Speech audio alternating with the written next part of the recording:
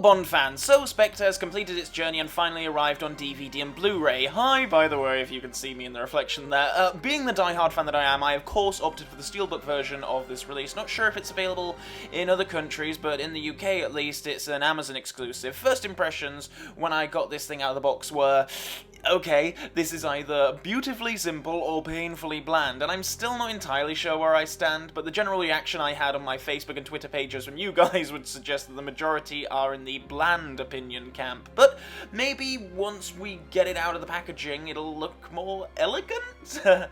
Curiously, mine came double shrink wrapped, not entirely sure why, but considering I've had bumped and marked Steelbooks arrive in the past, I was happy for this extra layer of security.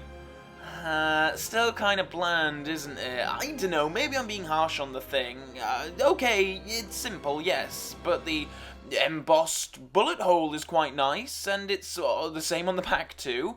I really wish they'd gone for some different rear artwork though. I mean, to just have the same thing minus the title and 007 logo is really kind of lazy, isn't it? Speaking of lazy, opening the thing up doesn't really inspire. The disc art doesn't match the rest of the James Bond Blu-ray collection, which is bothersome to OCD types like me, but also the inside artwork is, well, nothing, just 2/3 of the 007 logo. The Skyfall Steelbook was so much more interesting, and you know what, this could be an unfair comparison to make, but Skyfall is the only other Bond Steelbook I own after not opting into the recent Spectre series steals because I'm not made of money.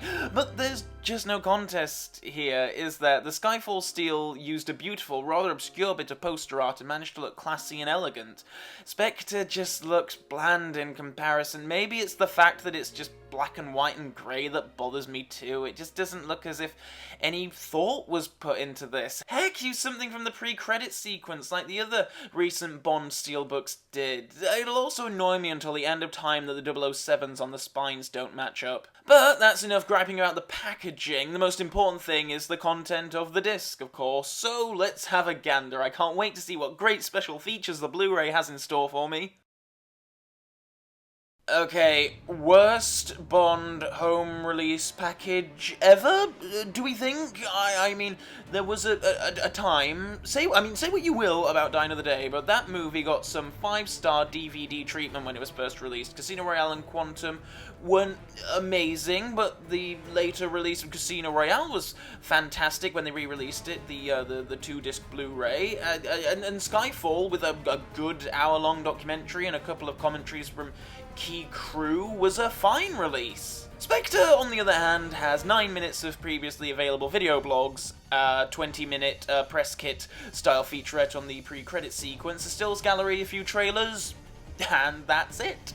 So we have half an hour, pretty much half an hour of content, some of which was previously available anyway.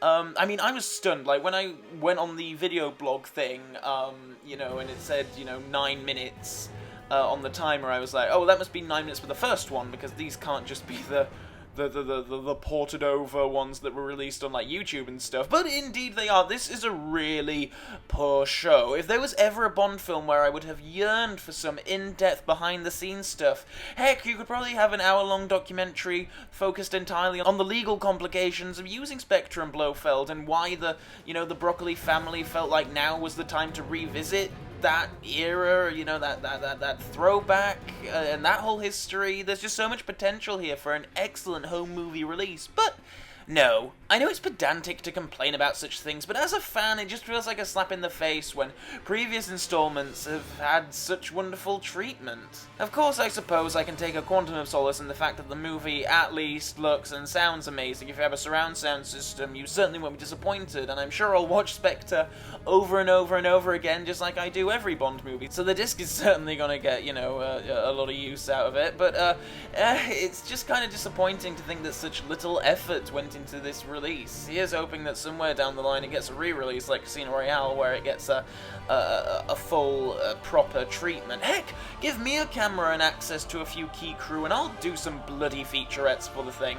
I mean, there must be so many stories about the history of getting this movie made, and hopefully we'll eventually hear them on future releases. But for now, you know what, this is going to be the optimum way to experience Spectre at home. And if you're a fan of the film, of course, you know, I would recommend pick up this Blu-ray. It's, you know, the film is presented really beautifully. It looks stunning.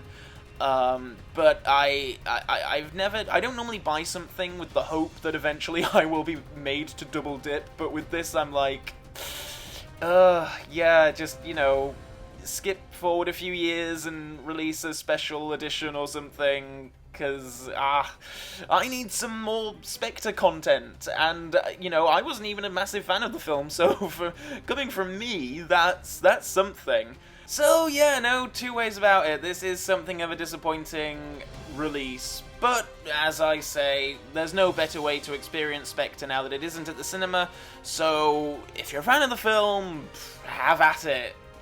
That's all from me this time, so long for now, Bond fans.